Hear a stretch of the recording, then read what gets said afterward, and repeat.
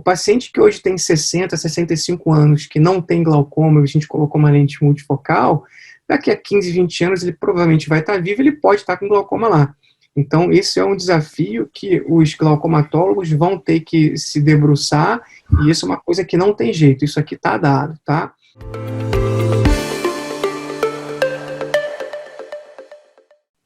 E aqui eu vou chegar falar um pouquinho mais de glaucomas de lentes multifocais.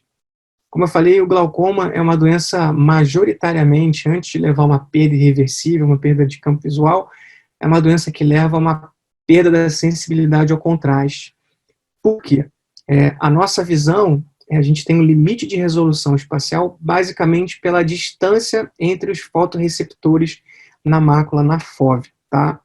Quando a gente tem um fotorreceptor ativado para enxergar, a gente tem uma inibição dos fotorreceptores que estão ao redor para não gastar tudo, que tem que ser usado um de cada vez para formar o filme que é a visão, né? Então, como se cada um fosse um fósforo que tem que dar um tempinho de um captar aquela imagem e ele tem que se reformar para dar para a gente aquela imagem novamente. A gente tem um limite disso e a gente usa muito os movimentos sacádicos, né, para a gente usar fotorreceptores diferentes olhando para o mesmo objeto. Então, a gente tem um número de fotorreceptores que dá para a gente a visão que a gente tem em 20/20 e 20/15. No glaucoma, as lentes multifocais, elas diminuem a sensibilidade ao contraste, porque elas dividem a luz em diferentes focos. Em geral, eles vão botar 50% da energia luminosa para longe, 30% para perto e 20% para intermediário, ou vice-versa. Cada lente tem uma estratégia, mas a gente tem uma divisão da energia da luz. Pacientes com glaucoma têm menos fotorreceptores, menos fibras nervosas. Então, a gente vai ter uma energia menor que foi dividida para chegar a menos fotorreceptores. Então, o glaucoma, a gente tem uma menor sensibilidade ao contraste, porque tem menos fibras, menos fotorreceptores ali ativos e vivos para formar o processo da visão. E a gente, com essas lentes, estaria dividindo a quantidade, diminuindo a quantidade de energia que chega ali. Além disso, para o glaucoma, é um enorme desafio. Todo paciente com glaucoma, que já tem aqueles exames de acompanhamento, que seja análise de fibras nervosas pelo OCT, que seja pela retinografia fotoestereoscópica de papila, até o campo visual, tudo isso é afetado pela lente multifocal. Então, o paciente foi operado e colocou a lente multifocal, ele vai precisar de novos exames de baseline para serem acompanhados com o passar do tempo, tá? O Ricardo e a Vanessa Paleta Guedes, lá de Juiz de Fora, eles ficaram um tempo na França, né, eles têm experiência com isso, tem um artigo de revisão interessante sobre lente multifocal em glaucoma, né? E aqui mostra como é a sensibilidade ao contraste em pacientes aqui sem lente multifocal, tá? Só por causa do glaucoma. Você vê que o 20/20 de quem tem glaucoma já é um 20/20 ruim, porque tem menos energia, menos fotorreceptor para dar para essa pessoa uma visão boa, tá? Então imagina você colocar uma lente que vai dividir a luz aqui, o quanto mais você pode degradar isso.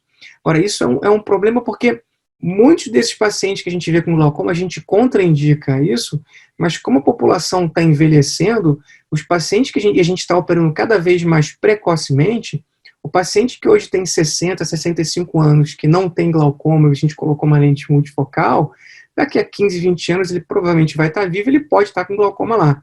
Então, esse é um desafio que os glaucomatólogos vão ter que se debruçar, e isso é uma coisa que não tem jeito, isso aqui está dado, tá?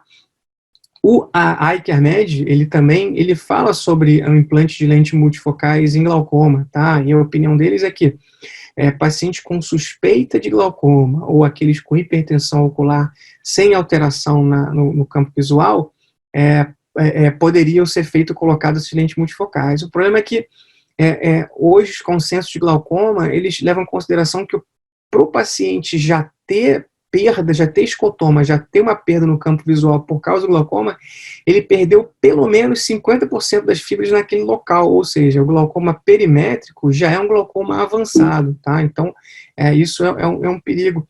E não só isso, tá? Mas aqui é um grupo do Felipe Medeiros que esse trabalho é bem interessante, que ele mostra o seguinte: ele fez aqui uma triagem com a estratégia de campo visual 24:2 e a estratégia de campo visual 10:2, que é o campo macular.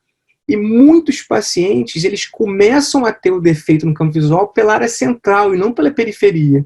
E a gente não tem como saber quais são os pacientes a priori, tá? Então, é aquele paciente, não tem problema, tem uma perda de visão só na periferia, ele está com a área central ótima. Ele glaucoma aqui, paciente com glaucoma novo que não tem defeito de campo visual. E se esse paciente for desse caso que começa a ter uma perda de campo visual pela visão central? Então, isso aqui é um problema que a gente pode ter nesse paciente com glaucoma, tá? Então, nem todo paciente tem uma perda de campo visual periférico primário. Tem alguns começam a perder pela área central, tá? Vários artigos de revisão, mais ou menos consenso, o pessoal fala que paciente que tem uma perda de visual já pequena, seria bom caso para multifocal. Eu fico um pouquinho me perguntando, porque o glaucoma, um dos objetivos é a gente manter a visão desse paciente ao longo da vida. Muitos têm uma progressão, mesmo que pequena, que a gente consegue manter ele enxergando o resto da vida, mas muitos ainda progridem, tá? Então, a gente não consegue parar essa progressão em todos.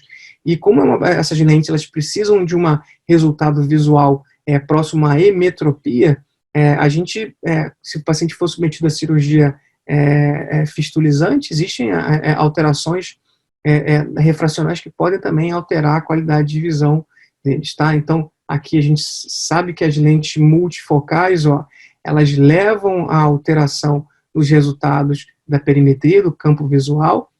Aqui o paciente de controle, paciente com grupo monofocal, e aqui multifocal com uma sensibilidade a contraste menor, né? Isso porque a gente está dando menos energia para aquelas células que estão para determinada tarefa, ou para longe ou para perto, e aquele paciente já tem menos células, né? Então, realmente o glaucoma é uma doença, antes de levar a cegueira, é uma doença que leva a uma perda da sensibilidade ao contraste. E as lentes de foco estendido, porque até agora eu só falei das lentes trifocais, multifocais. As lentes de foco estendido, elas parecem que não dão tanta perda na sensibilidade ao contraste, então talvez elas sejam uma opção um pouco melhor. A gente tem que entender um pouquinho melhor nisso aqui, mas talvez elas sejam a melhor opção nesses casos de glaucoma inicial, tá? Outro desafio das lentes multifocais em pacientes com glaucoma, isso aqui é essa ceratite que a gente tem ponteada grosseira, que não raramente é visto em pacientes que usam diversos colírios para glaucoma, né? O conservante, ele dá essa ceratite crônica, e a gente aqui vai ter valores de ceratometria, de topografia completamente alterados. Então, quando você está buscando aquela emetropia como resultado, para você ter o melhor benefício da lente asférica, tórica ou multifocal, esses pacientes eles têm que ser identificados no pré-operatório, tem que ser tratada a superfície, porque se você faz a biometria assim, e a Bruna sabe muito bem disso, ela ficou lá com o Douglas Koch também, que ele tem grande fixação nisso, né? Então, doenças de superfície são muito comuns em pacientes com glaucoma, tá? E essas alterações da medida do poder da córnea são a principal causa de necessidade de troca, de explante da lente, troca por erro refracional não planejado, tá? Então, você medir de maneira incorreta o poder da córnea é a principal causa de erro biométrico no planejamento da cirurgia, tá? Outro desafio que a gente tem nesse paciente com glaucoma é o seguinte, tá? Isso aqui são várias fórmulas de biometria, aqui estão listas, a Barrett, a Higgs, a Hoffer, a Holliday, e aqui as dioptrias dela. Em olhos normais, de comprimento normais, elas são muito parecidas, a acurácia delas todas, tá? Mas aqui em olhos muito grandes, altos míopes, aqui em olhos alto hipermétropes, vou ver como é que tem essa grande diferença, essa grande perda da previsibilidade do resultado refracional. Então, são pacientes que a gente está querendo dar emetropia e a gente não consegue. E não raramente, a gente tem aqui, pacientes com glaucoma que são alto hipermétropes, com a câmara anterior mais rasa, então a gente tem uma chance maior de errar a biometria deles. E dos pacientes aqui também alto míopes, né? A gente não pode esquecer que há uma relação entre alta miopia e glaucoma. Existem várias teorias quanto a isso, né? Tanto de uma menor resistência da lâmina piriforme, de uma menor resistência do nervo óptico, mas também tem trabalhos que mostram que o vítreo mais liquefeito do alto míope tem uma quantidade maior de oxigênio, que leva uma geração maior de radicais livres de oxigênios, de oxigênio e que essa é a causa da catarata nuclear mais precoce no alto míope, também é a causa de lesão no trabeculado. Então, radical livre de oxigênio, ele é um olho que tem muito mais oxigênio, ele vai ter uma lesão no trabeculado, um enrijecimento, desenvolvimento de glaucoma, então também é uma das teorias, tá?